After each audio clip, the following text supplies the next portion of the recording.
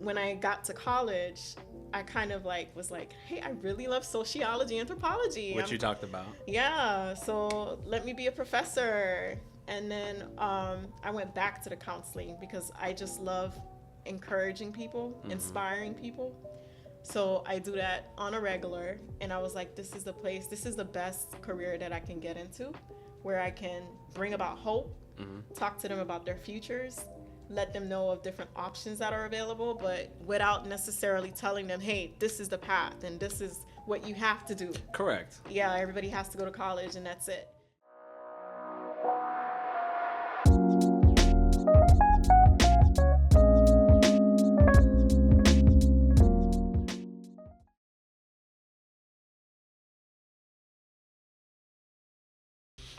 Well, we'll come back into that. I want to move the conversation forward a little bit and talk a little bit about your experience and what you do. So again, for the audience that doesn't remember, she's a professional school counselor, and so I wanted to give her an opportunity to talk a little bit about her experiences and how you got there. Why did you even end up picking that field in general? Yes. So I started off because of my high school counselor. Okay. So Miss Martinez, and she was such a nice person, just lovable and likable as well. Yeah. With all the students and smiling, and she would ask us about our lives. Back then, it was more of, hey, what do you want to do when you grow up? And you get to talk about, your career and Yeah. your goals and ambitions and all of that. I feel like it was less of micromanagement going on at the high school level. Yeah. So I really like that, and I wanted to know, and I want to help out other students, like figure out what they want to do with their lives, and like talk about careers. And I love careers. I researched for fun, and I was like, hey, like this is perfect. Like, I'm always on BLS like .gov, and I'm like, hey, I would do great here. So that was my goal for a while. Okay. When I got to college, I kind of like was like, hey, I really love sociology, anthropology. What you talked about. Yeah, so let me be a professor. And then I went back to the counseling because I just love encouraging people, inspiring people.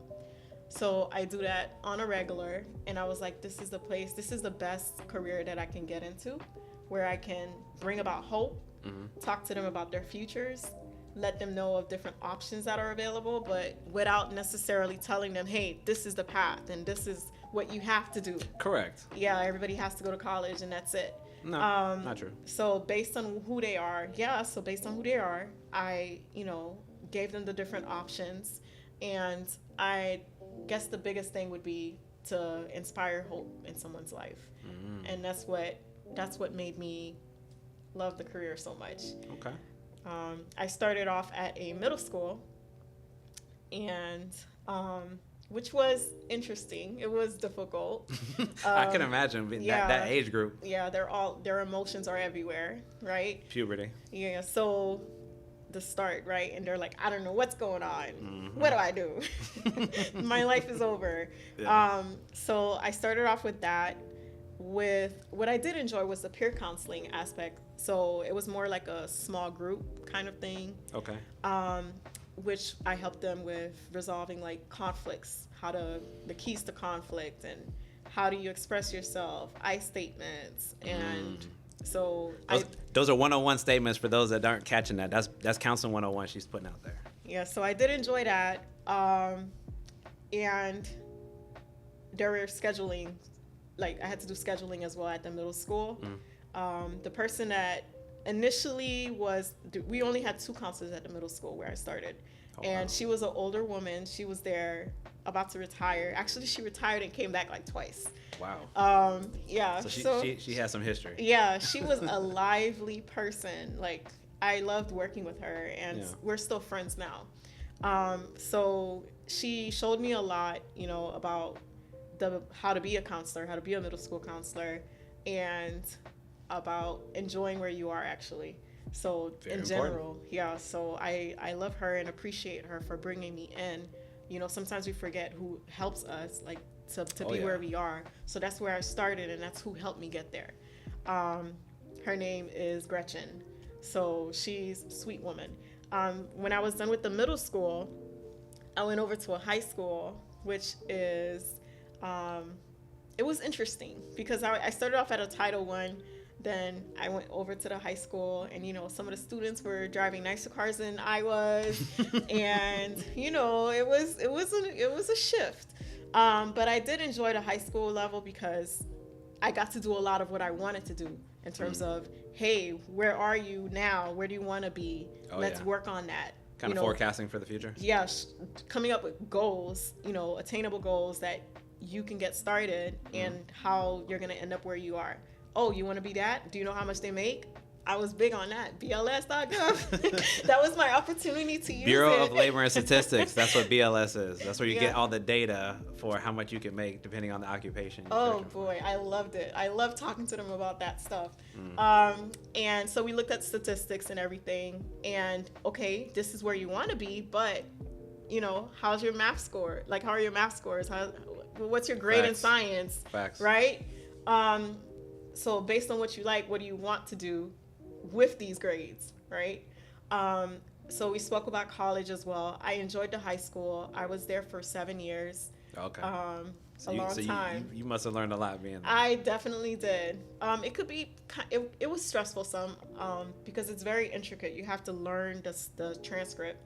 For those of you who don't know, at the high school level, they have to have 24 credits to graduate, depending on where you are, which part of the state you are. Of course, there's the exams.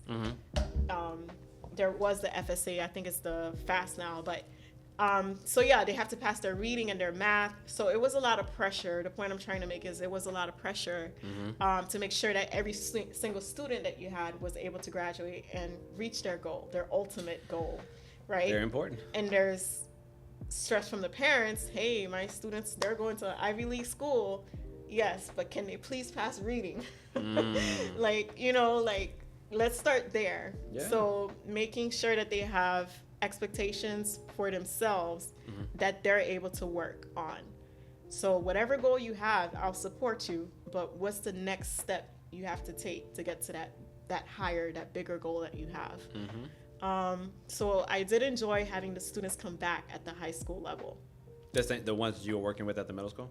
No, different school. Oh, okay. But when they graduate, like, they get to come back and they're like, oh, Miss Gautier, thank you so much. Okay. Next thing you know, they have their associate's degree, they have their bachelor's, and they're like grown-ups now. They're moving along. Yeah, they're grown-ups. So it was one rewarding part of being at the high school level. Yeah. Okay.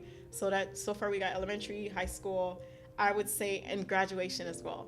So graduation was pretty cool, especially the students who didn't think that they would make it, and then they do. Now I'm at the elementary school, so and all the way back to the beginning. Yes. And some people were like, I don't know if you're gonna like it. It's so different from the high school, but I am definitely embracing it. I love it. I get to be creative. Yeah. And my personality comes out more. With the little ones. Yes, I'm so playful. I mean, I knew I was super goofy, but I didn't realize how playful I was until I got to the elementary school level. So, wait, let me ask you a random question, because I was watching this show recently. I discovered do you heard of the show Abbott Elementary? Yes. Is your school at all like that? No, not quite. No, okay. But it's a funny. I've seen like part of one, and it's a funny show. But yeah. So I mean, right now, what I love about the elementary school level is that besides being with the students, sometimes I'm chasing them around outside. If it gets if it gets stressful, I take a minute, and I go outside, and I'm, if they're out there for recess, I'm playing basketball with the kids, and, hopefully hoping I don't break my heels or whatever if I'm wearing heels that day. But for the most part, I get to have fun with them. I meet them where they are, like talk to them however they present themselves. Yeah. So if they're quiet, I'm quiet like them.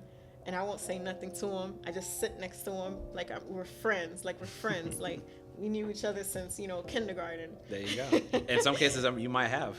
Yes. Depending on when they started. So, I mean, I do enjoy it, and I get to be creative with my videos. Like, I make, like, different character traits and stuff like that for them. We talk about kindness, cooperation, responsibility.